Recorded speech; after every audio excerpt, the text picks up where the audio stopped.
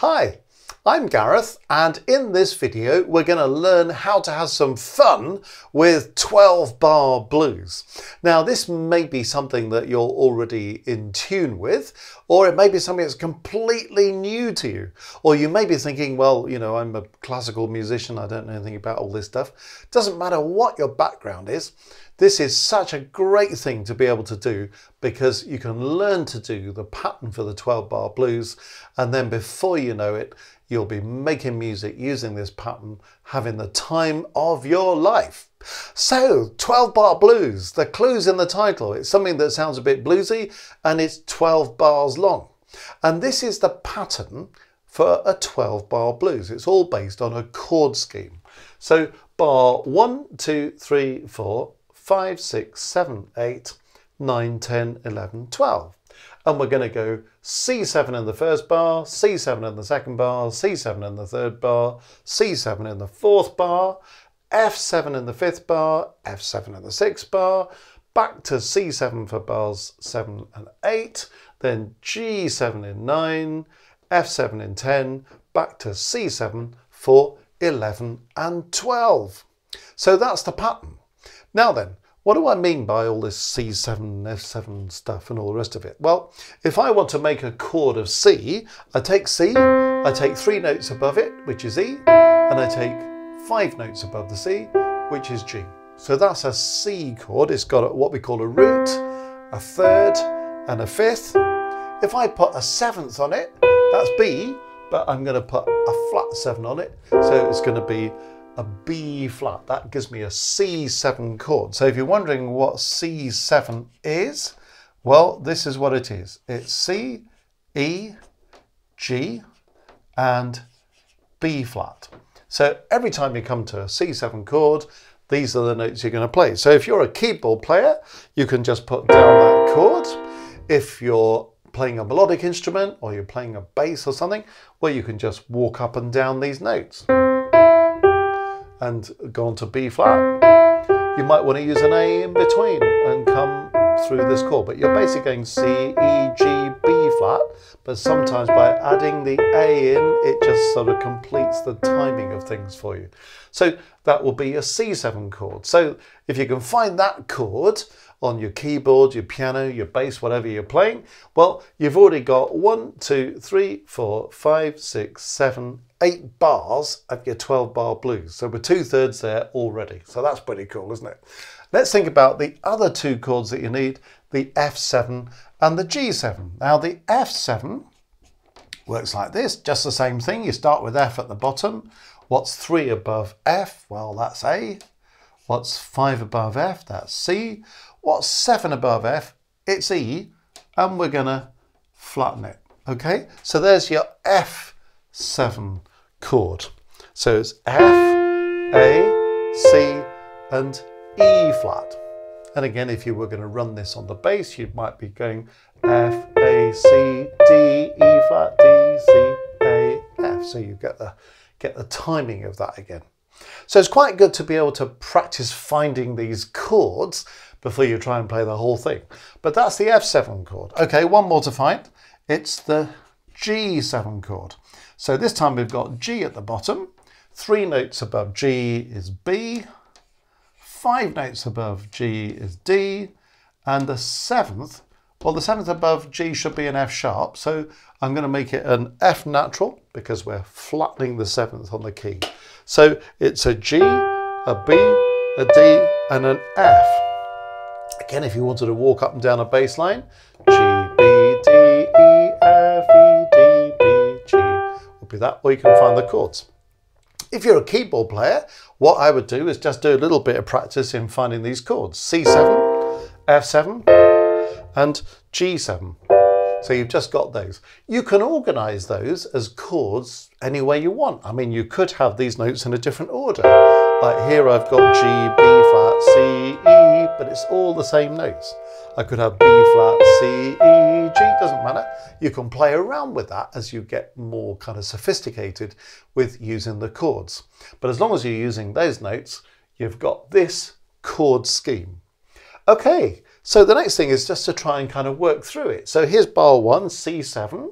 Okay, there's one possible way of doing it. I could do it like this or like that. But it's quite good to have something at the bottom of the chord, C or the F or the G. So I've got 4 bars of C7, then I've got F7 for another 2 bars, and I'm back to C7, and then I've got G7, then I've got F7, and then I've got C7 to finish. So those are the chords. And if you want to kind of pause the video and just have a go at finding those chords, or watch the rest of the video and then practice this later, getting used to those chords would be great. Okay, now on the screen you can see 2 possible layouts for how a 12-bar blues might work.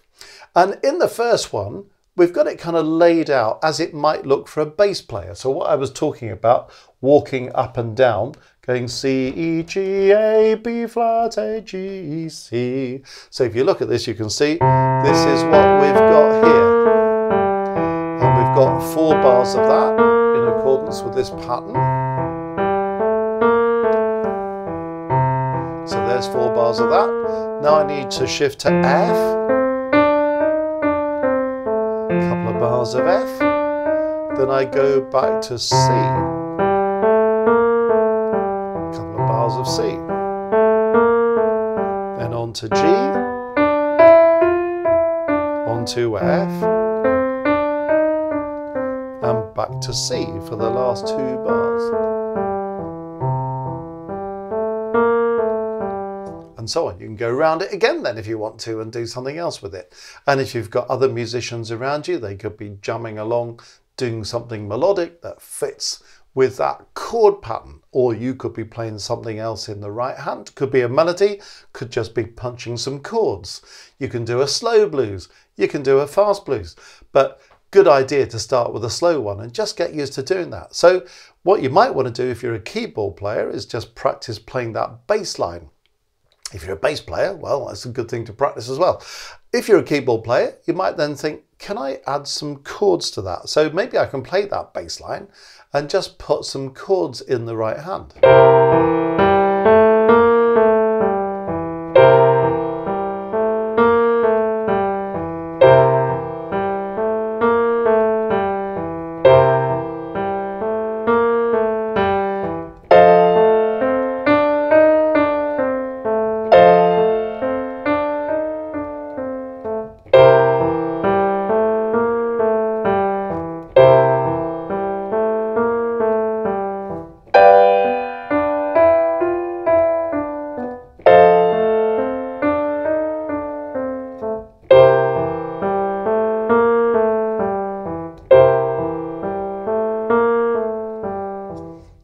Sounding better already, isn't it? It's not terribly interesting, but it's kind of working. You've got the bass line going, you've got the chords going.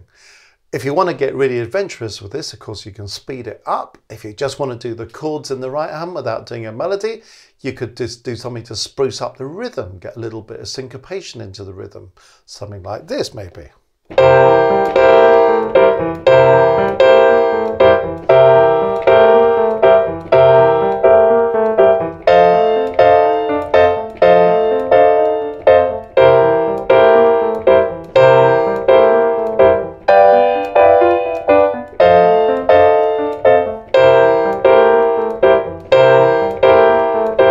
Suddenly that's coming to life, isn't it? We've got a faster tempo on the go, the bass line zapping along, I've got a little bit of syncopated rhythm in the right hand.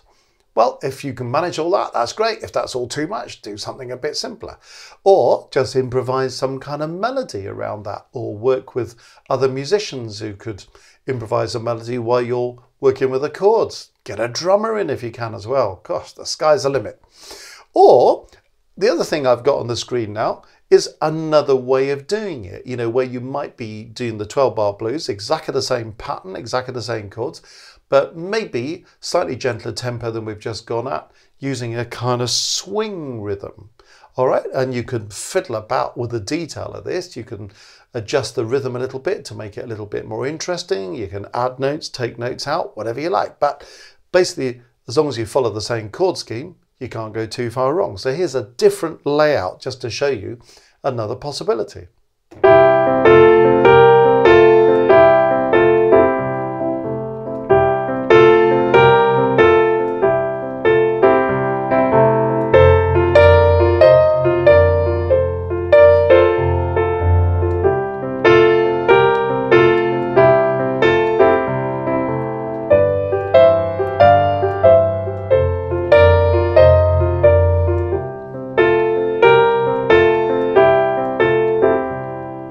And you can keep going all day because you can go around that again. So you see, that's put the blues in a slightly different framework, more kind of swing-like rhythms. But anyway, there it is. It's just had a quick explanation of how does a 12-bar blues work, what's the scheme for the chords, how do you find the notes of the chords, how might you apply that when you've got a running bass or when you've got something that's in a slightly gentler kind of swing style. Once you get going with that, you can have all the fun in the world mucking around with it, adding your own melodies to it, working on your own, playing with other musicians, and it's such a great scheme to use, and it could give you hours of endless fun.